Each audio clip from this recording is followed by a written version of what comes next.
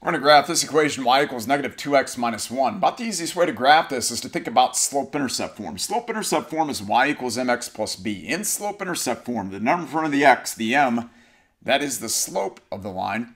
And b, or the constant term, the number without a variable, that is the y-intercept of the line. So where the line crosses the y-axis. So this equation is already in slope-intercept form. The number in front of the x, the negative 2, that is the slope. So the slope is negative 2.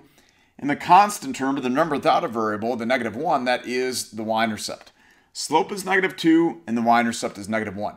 Now to graph this, you want to start with the y-intercept. Put a point at negative 1 on the y-axis. And from that point at negative 1 on the y-axis, you're going to use the slope of negative 2 to move and get another point.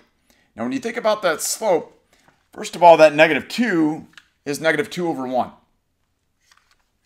Now when you're thinking about a slope, you can think about that as rise over run, or change in y over change in x, or vertical change over horizontal change. So as far as rise over run, with this being a negative 2, either your rise would be negative or your run would be negative, one or the other.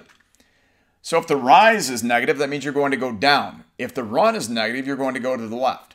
So either you could go up 2 and to the left 1, or down 2 and to the right 1 from that y-intercept.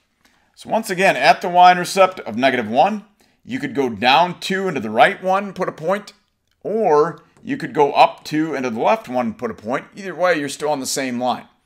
So whichever point you choose to make there, draw a line through the y-intercept and that point, and that is the graph of that equation y equals negative 2x minus 1.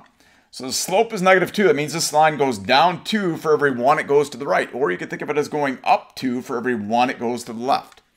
And the y-intercept obviously is negative 1. That is the graph of y equals negative 2x minus 1.